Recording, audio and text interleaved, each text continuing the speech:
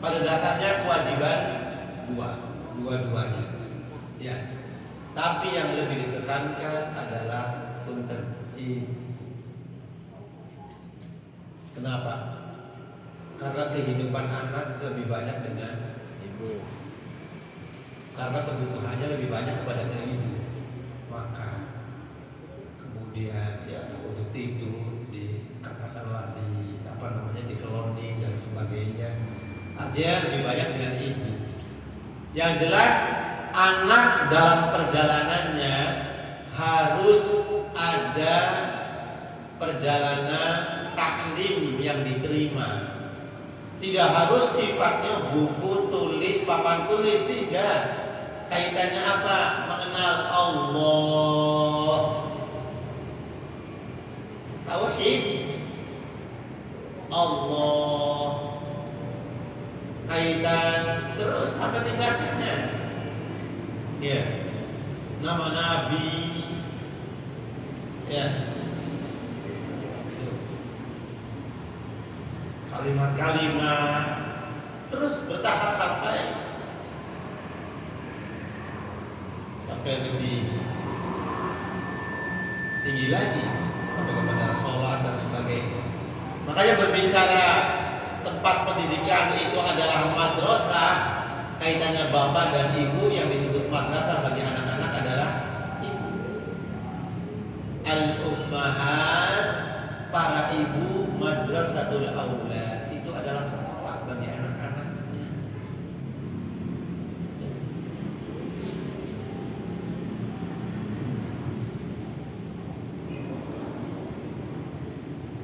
Jadi bapak harus mendukung. Jadi gitu Bu, tenang aja Bu.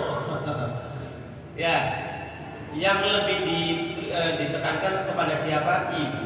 Bukan semata-mata karena ibu itu memang yang harus lebih ditekankan, bukan. Karena anak di usia anak-anak memang tentu itu lebih banyak dekat dengan ibu. Bapak dengan kerjanya, dengan lelahnya, dengan capeknya. Ya, kadang sebagian daerah sih boro-boro ketemu anak, berangkat masih tidur, pulang kerja udah tidur. Ya. Tapi perjalanan anak dalam kehidupannya di usia 3, 4, 5, 6, 7 harus ada ilmu yang diterima. Dari kaitannya lisan, kalimat Allah, kaitan nama Nabi Muhammad, kaitan ungkapan Bismillah, Alhamdulillah, mulai bertahap. Ya, latih Allah. Misalkan itu kalimat yang termasuk awal terucapkan. Ya, iya. Jangan cuma diajarin ini anak kalimat yang pertama diucapin apa? Kisbay, kisbay. Allah dengan lisan yang cadirnya yang apa, tapi dia sedang mengucapkan Allah. Belum, bukan kaitannya taklim pembelajaran yang sifatnya tulis, baca tulis itu nanti dari awal, dari dasar. Makanya itu yang pertama diperdengarkan sebelum dia belum bisa menerima pelajaran ketika baru lahir. Allahu Akbar, adzan. Jika dia masih di usia yang belum bisa menerima pembelajaran, karena katakanlah belum dengar, belum lihat, tapi tetap segera sampaikan kalimat di telinganya. Allah. Dilanjutkan dengan Allahu Akbar, lengkap kalimat adzan. Ini wajib kepada orang tua dan orang-orang yang memiliki tanggung jawab kehidupan anak-anak yang ada dalam kehidupannya. Entah dia adiknya, adik hidup sama saya, atau paman ini keponakan saya hidup sama saya dari kecil karena orang tuanya nggak ada atau merantau dan sebagainya. Haknya anak itu menerima pembelajaran. Bagi ayahnya taklimu auladihi musyighar lan pira-pira kawulane. Kalau memang majikan ya kepada para hamba sahayanya, itu menjadi tanggung jawabnya.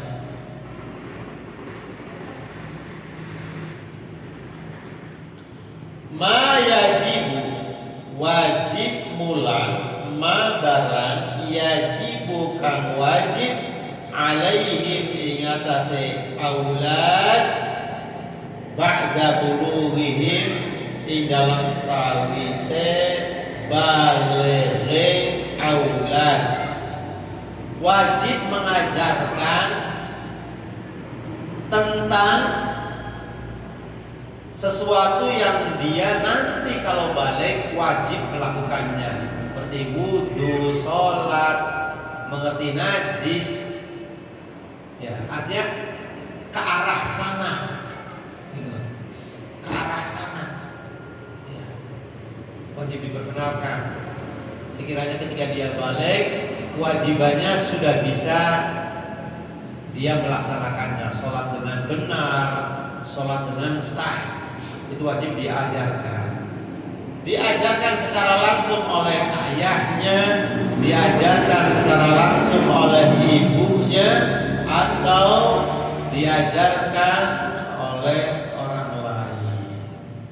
Alias sekarang banyak lembaga pendidikan, ya, masuk lembaga pendidikan. Makanya diniatkan melaksanakan kewajiban. Ketika orang tua mengarahkan anaknya untuk mempelajari Al-Quran, mempelajari fikih, diniatkan melaksanakan kewajiban. Diniatkan melaksanakan kewajiban.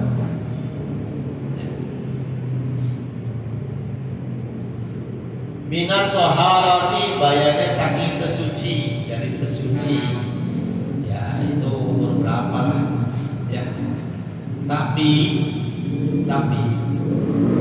ya katakanlah untuk lebih maksimalnya, tidak sekadar pembelajaran ilmu tentang sholat, suci, cara wudhu, tapi sekali lagi sangat penting kaitannya tauhid, mengenal Allah. Dari mulai lisannya sudah mulai berusaha mengucapkannya. Karena nanti kan kesimpulan akhirnya nilai ibadah seseorang itu apabila dilaksanakan setelah mengenali kepada siapa dia menyembah. Makanya secara umum kewajiban yang pertama itu apa? Bukan ibadah, tapi mengenal kepada siapa saya beribadah. Awal wajibin alal insani ma'rifatul ilahi bistiqamah. Kewajiban yang pertama mengenal Allah, untuk supaya ketika kita menyembah Allah, kita memang kenal kepada siapa saya sedang bersujud. Yaitu dari mulai namaknya, dikenalkan kepada anak, untuk anak mulai menyebutkannya, diperdengarkan lewat telinganya. Mana kalimat-kalimat ridho, ya, kalimat ridho, kalimat yang sangat istimewa kan, raditu billahi rabba wa bil islami dina wa bi muhammadin nabiyya. Ini kalimat yang sangat tinggi nilainya ketika ada di hati seseorang. Itu kalimat di antaranya, ya. Sekedar mau tidur cuma raditu billahi rabban segitu dulu. Itu tahapnya dari kecil. Pokoknya taklim ini tidak hanya, walaupun di sini tentang sesuci, ya betul, tapi ya di usianya. Pokoknya diperkenalkanlah gambaran wudu, gambaran perhatian sebelum sholat itu ada wudu yang dilakukan, ya. Makanya sering diperlihatkan, ya, ketika orang tua wudu atau keluarga wudu, diperlihatkan saja dulu untuk dia itu mengenal, oh ada sesuatu yang dilakukan sebelum sholat, namanya wudu. Wassalat, lan salat, wasiyam lan puasa, wa ghaira dzalika lan ing liyane mengkonon-mengkonon kabeh. Intinya orang tua wajib mengajarkan anaknya akan kewajibannya yang Allah wajibkan kepada mereka. Praktis bersuci, sholat, puasa. Ya itu. Ya. Diperhatikan dari kecil. Sekiranya dia itu ketika sudah balik itu sholatnya sudah dengan nilai sholat yang Masya Allah. Ya. Bukan sholat yang sekadar sah aja gitu loh. Ya. Karena kan peningkatan sholat itu kan banyak. Ya. Terus terang kita saja terkadang kurang memperhatikan peningkatan nilai sholat. Sudah sampai mana tingkat peningkatan sholat kita ini? Ya.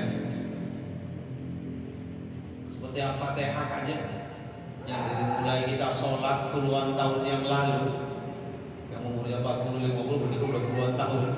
Ya. Ayatnya kan tidak pernah ganti, jumlahnya juga nggak pernah nambah.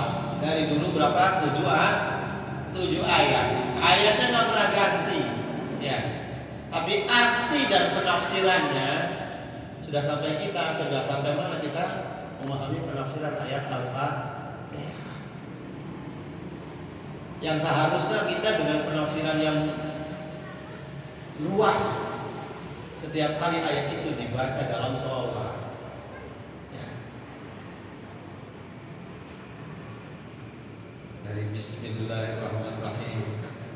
Mestinya kan sudah lebih dalam untuk sholat kita karena sudah puluhan tahun melakukannya. Ya. Tapi ternyata kelasnya masih sama yang lain. Nggak tahu, nggak pernah kerasa, tahu-tahu udah walad.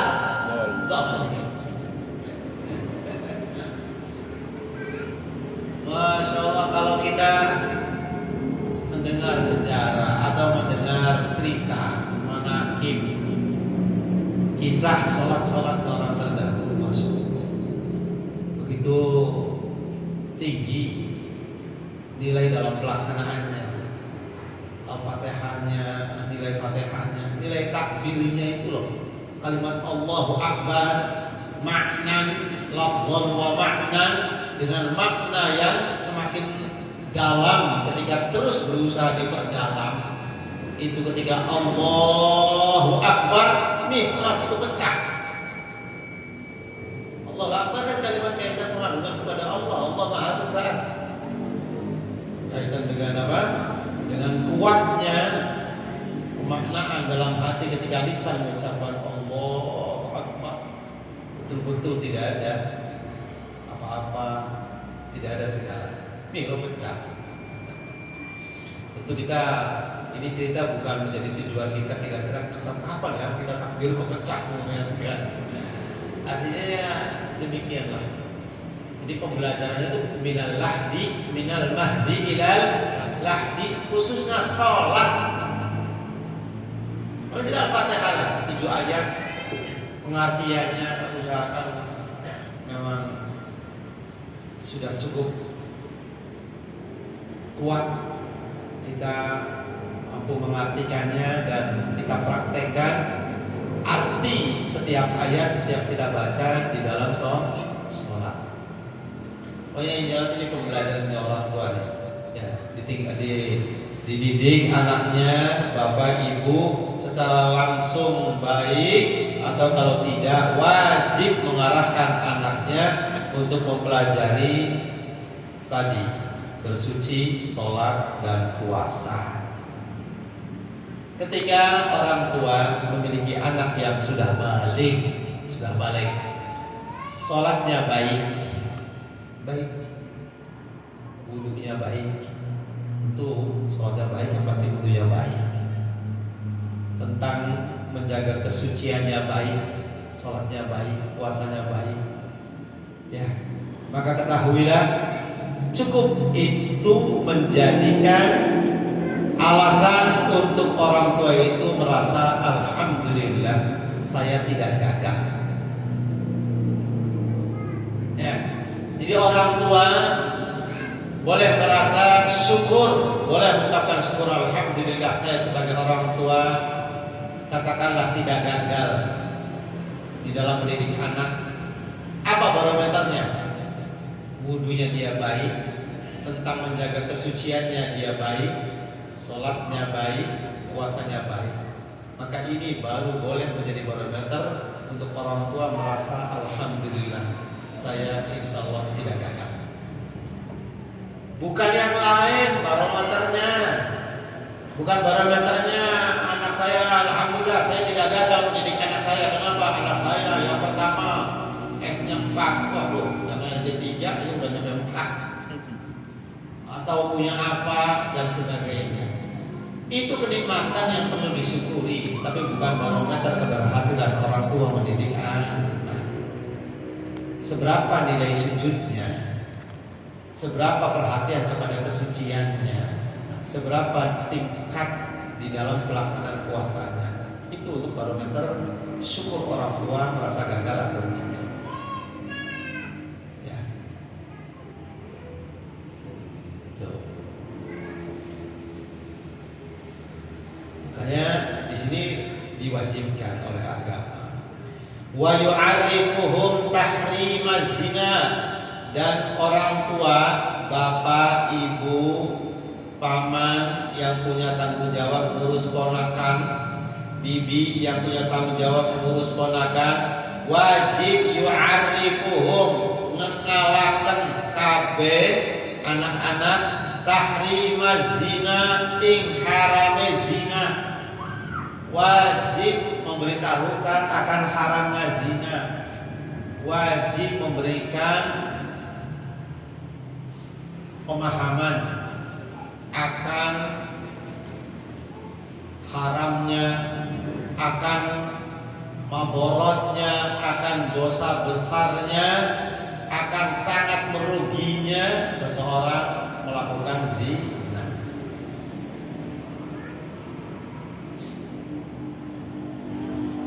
Ya. Kita kepada anak kita, khususnya yang sudah balik, sudah kita punya perhatian cukup kuat untuk mereka itu betul-betul punya apa? Yang punya rasa yang kuat, entah sifatnya jijik atau apa terhadap zina. Tanamkan zina. Karena ini kemaksiatan terbesar, ya. Kemaksiatan terbesar itu zina. Kemaksiatan besar yang paling sulit dihindari zina. Tentu dosa terbesar musyrik. Alhamdulillah, musyrik dosa besar. Tapi dosa besar lainnya yang paling sulit dihindari itu zina. Kenapa? Karena zina itu dosanya dosa besar, tapi perbuatannya itu kebutuhan manusia. Mulanya angel, gitu kan? Kalau larangan-larangan Allah yang lainnya itu bukan kebutuhan manusia. Judi, manusia punya kebutuhan dengan judi? Tidak ada. Minuman keras, manusia kebutuhan dengan minuman keras? Tidak ada. Pada dasarnya mereka itu semuanya merugikan. Ya. Tapi satu-satunya larangan Allah yang dengan nilai dosa besar, tapi manusia butuh akan perbuatan itu, zina. Bukan dalam arti kata zinanya ya, hubungan lawan jenisnya, hubungan biologisnya. Karena ini apa? Karena ini kebutuhan manusia. Karena Allah itu menciptakan dalam diri manusia itu 3 kebutuhan. Yang pertama lapar, yang kedua haus, dan ini sudah Allah ciptakan sejak lahir. Bayi lahir sudah ada lapar dan haus. Yang ketiga, Allah ciptakan kebutuhan akan hubungan biologis dalam diri manusia, dan Allah akan keluarkan kebutuhan itu pada usianya. Jadi sulit kan? Dilarang tapi butuh alias kebutuhan. Makanya di sini beliau mengingatkan orang tua wajib mengenalkan kepada anak akan haramnya berbuat zina. Ya tentu dengan sikap, jangan barang, jangan bersetan gitu kan.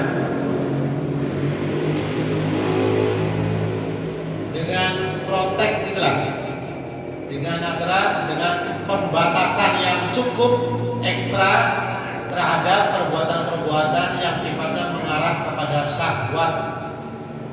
Orang tua usahakan protek. Nah, jangan yang lain aja mengarah kepada zina. Sebagaimana Allah Subhanahu wa taala kaitan mengingatkan haramnya zina, bukan aku haramkan zina, tapi wala taqrabuz zina. Jangan kau dekat-dekati zina. Semua perbuatan yang mengarah kepada zina atau yang mengandung syahwat itu semuanya dilarang. Apalagi zaman sekarang sudah. Ini termasuk sangat-sangat perlu diprioritaskan orang tua punya perhatian keras dan kuat kepada anaknya akan zina. Wal liwat dan liwat. Liwat juga hubungan sesama jenis. Ini juga orang tua harus mengenalkan kepada anak-anaknya akan haramnya liwat, homoseksual dengan sesama jenis. Ya, itu betul-betul harus dikenalkan bahwa itu larangan yang besar dan bahkan lebih keji dari zina. Liwat itu lebih keji dari zina, karena zina walaupun dosa besar tapi tetap ada jalan halalnya. Zina dosa besar. Zina dosa besar, tapi ada jalan halalnya. Pakai apa? Nikah. Ijab kabul, nikah. Ya, zina kan haram, dosanya gede, tapi bisa jadi halal nggak? Bisa dengan nikah. Tapi kalau liwat, hubungan sesama jenis ini haram, dosa yang besar dan tidak ada jalan halalnya. Makanya hukumannya lebih besar daripada zina. Ulama beda pendapat untuk pelaku zina, pelaku liwat, pelaku ini apa ini LGBT apa itu, hubungan sesama jenis. Ulama beda pendapat di dalam hukuman yang diberikan untuk pelaku liwat. Liwat itu laki-laki dengan laki-laki atau perempuan dengan perempuan. Hukumannya ulama beda pendapat. Ada yang mengatakan dikiaskan dengan hukuman yang Allah berikan kepada umatnya Nabi Lut, yaitu dibawa ke atas, kemudian digelundungin, ya, dibawa ke atas bukit, kemudian digelundungin, kemudian ditutup, dilempari batu. Umat Nabi Lut kan seperti itu, dinaikin ke atas, bumi dibalik, jatuh, kemudian Allah mengutus burung membawa batu melempari. Ada yang berpendapat dibakar. Terus pokoknya ulama beda pendapat. Intinya hukumannya berat-berat. Ya. Lain auzubillah min dzalik.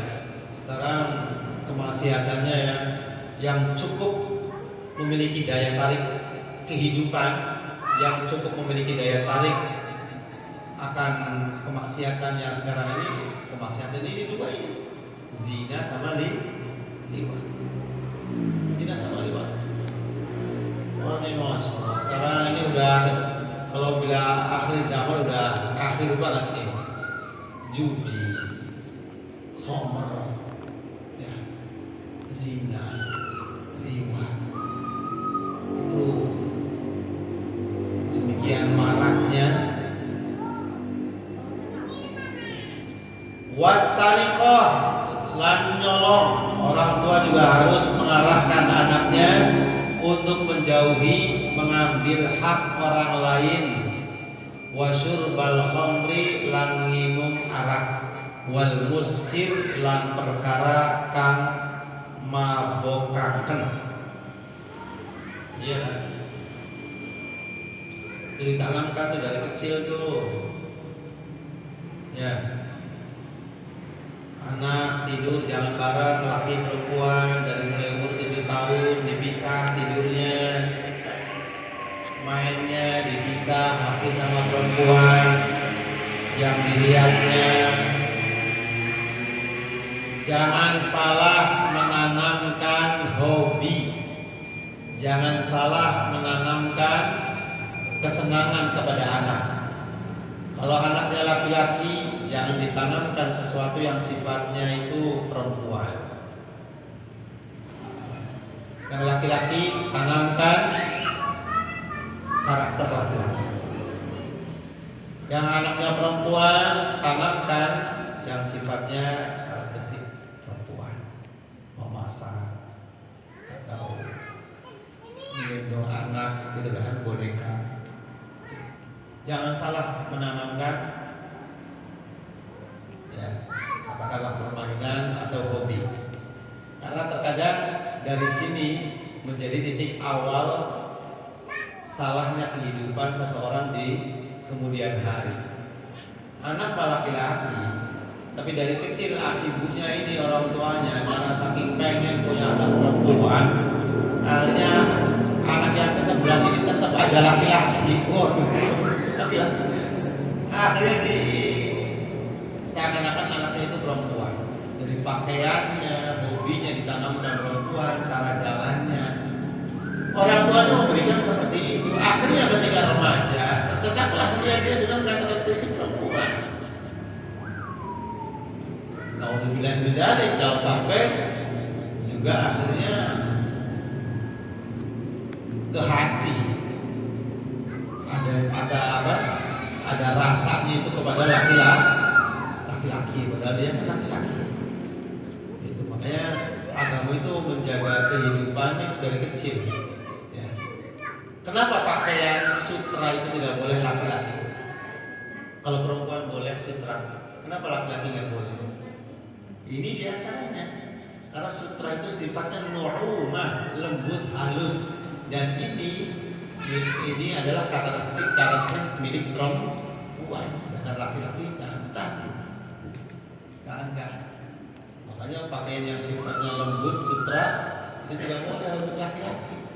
Ya. Pakai laki-laki pakaian, ya sifatnya laki-laki dong, agak kasar gitu lah. Iya, jangan laki-laki pakaian bahannya lembut, motifnya bunga-bunga lagi. Ini gambar pedangnya. Nah, itu tanamkan. Ini dalam ini kan disampaikan apa sih hikmahnya? Kenapa perempuan boleh pakai sutra, laki-laki nggak boleh? Karena kaitannya tadi. Karena sutra itu sifatnya nu'umah, lembut, dan itu lebih cocok untuk perempuan. Intinya kita kembali, orang tua itu banyak kewajiban dari Allah Subhanahu wa taala memperhatikan pendidikan anak-anaknya. Ya, sekali lagi kaitan tauhid, kemudian kaitan memahami akan apa-apa yang diwajibkan oleh Allah untuk mereka dan juga apa-apa yang dilarang oleh Allah untuk mereka. Itu ditanamkan, dikasih tahu, diberitahu, ya. Apalagi dengan kehidupan yang sekarang ini, sekali lagi orang tua butuh lebih ekstra lagi, butuh kaitan untuk menjauhkan mereka dari perbuatan yang mengarah kepada zina, kepada liwat, kaitan pencurian dalam arti kata mengambil hak orang lain. Pokoknya orang tua harus berusaha, dan itu kewajibannya. Bisa dengan sendirinya alhamdulillah. Kalau tidak bisa, wajib diarahkan untuk mereka semuanya memahami apa yang wajib bagi mereka lewat lembaga pendidikan atau tentunya pesantren. Ya, paling enteng buat orang tua memang pondok sih. Ya,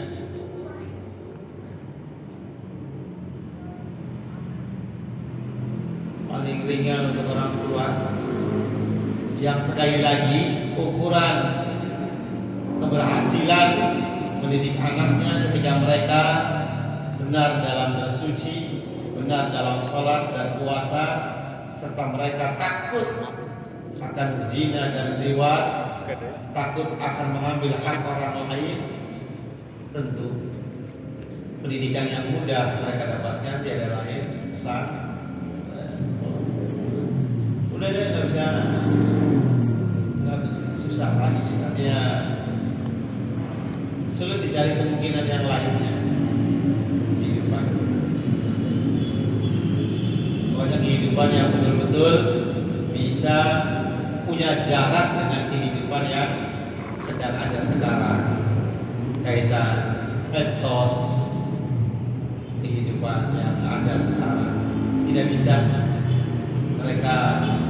Sedangkan selamatnya mereka itu mau tidak mau mereka betul-betul terbatasi dengan kehidupan yang ada, khususnya medsos dan kehidupan yang lainnya. Mau tidak mau mereka punya ada batas. Kalau tidak secara lahiriah kita pandang sangat sulit sekali. Maka saya sampaikan yang namanya uzlah dulu, kalau kita membahas uzlah itu biasanya pembahasan jatahnya orang tua. Ya, kalau ngobrol uzlah itu biasanya ngobrol orang tua atau orang muda. Biasanya orang tua uzlah gitu ya. Ya. Kalau untuk sekarang malah saya sampaikan uzlah itu sangat penting untuk orang muda zaman sekarang. Dalam arti kata orang muda menjaga diri, menjaga jarak dengan kehidupannya yang ada, melepas diri, punya jarak, tidak mengikuti dengan kehidupan yang sedang ada.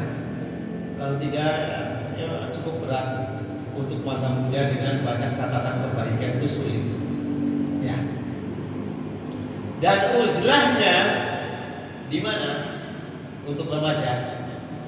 Kalau dulu cerita orang tua uzlah itu di mana? Di gua, gitu kan? Di mihrab. Sekali lagi untuk remaja uzlahnya adalah pesantren.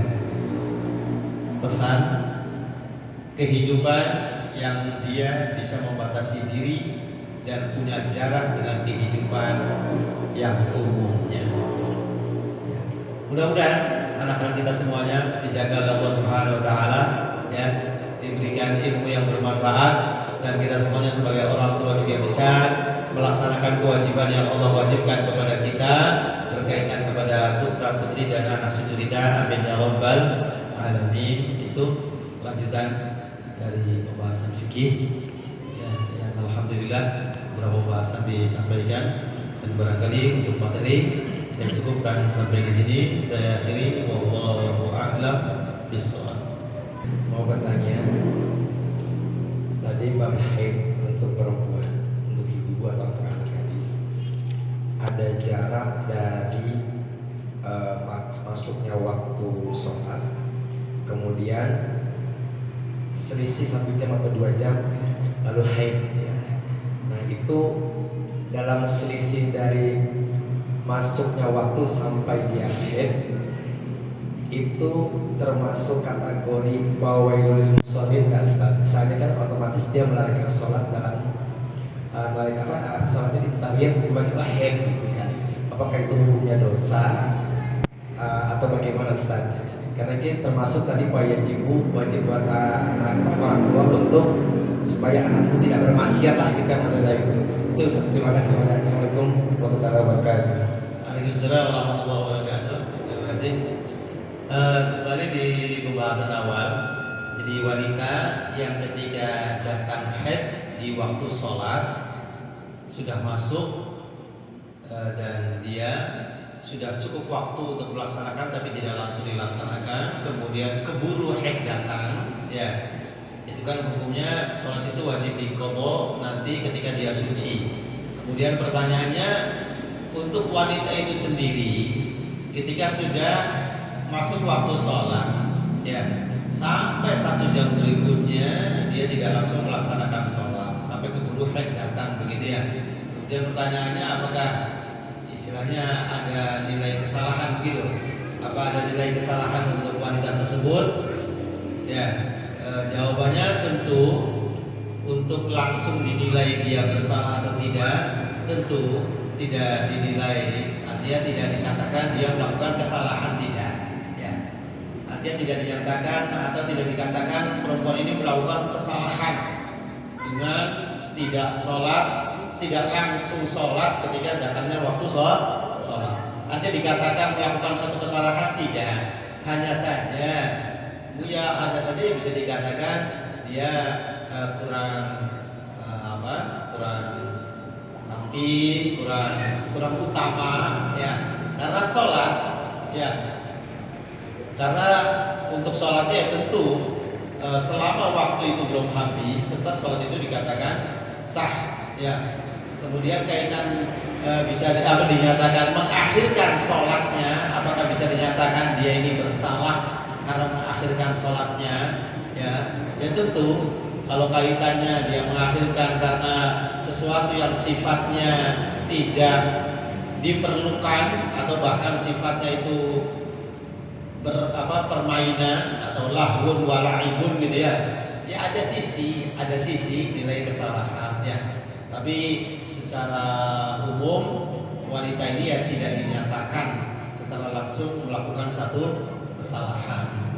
Ya, tapi pertanyaannya, kalau memang ada nilai salah, berarti kan ada kewajiban bagi orang tua untuk di awal waktu ya wajib mengingatkan anaknya untuk segera sholat. Ya tentu ke arah situnya ya betul. Tapi tidak dengan nilai kewajiban yang apabila orang tua tidak melakukannya itu kemudian dosa, tidak. Tapi itu kalau orang tuanya memang selalu mengingatkan ketika anaknya waktu sholat masuk untuk segera sholat, itu nilai lebih dalam satu rumah tangga. Nilai lebih dalam satu rumah tangga, sebagaimana sholat yang di awal waktu dengan sholat yang di pertengahan waktu, itu nilai sholatnya katakanlah sama-sama dengan nilai sholat yang sah yang menggugurkan kewajiban. Hanya saja sholat yang di awal waktu punya nilai keutamaan yang lebih. Ini seperti itu. Kemudian yang kesimpulannya untuk orang tua ya sebaiknya kepada anaknya, khususnya di akhir-akhir masa suci, orang tua kepada anaknya khususnya di akhir-akhir masa sucinya itu usahakan setiap masuk waktu sholat untuk segera dia melaksanakan sholat, khususnya di akhir masa suci. Masa suci itu berapa minimal?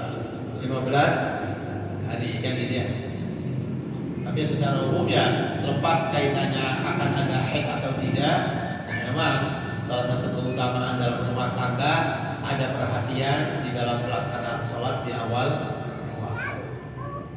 Ya barangkali itu ya sedikit kemudian, dan maaf untuk hadirin wal hadirat, barangkali untuk materi dan sedikit tanya jawab saya cukupkan sampai sini, dan barangkali ada nanti bisa disimpan oleh teman-teman, ya saya cukupkan sampai di sini. Mudah-mudahan ada manfaat, dan alhamdulillah ya dengan sedikit perjuangan tidak libur karena iyalah masa ngaji libur lagi ya. Jangan ya, istilahnya jangan libur walaupun masih banyak buludan, jangan libur. Kenapa? Karena justru dengan kita mengaji, kita niat melaksanakan muludan. Muludan itu membaca sirah Kanjeng Nabi, dan tidak kalah nilai keutamaannya ketika kita muludan dilaksanakan dengan mempelajari ilmunya Kanjeng Nabi. Sekali lagi barangkali itu yang saya sampaikan pada kesempatan malam hari ini. sedikit banyaknya mohon maaf apabila ada banyak yang tidak berkenan. Akhirul kalam, wallahu a'lam bishawab. Wassalamualaikum warahmatullahi wabarakatuh.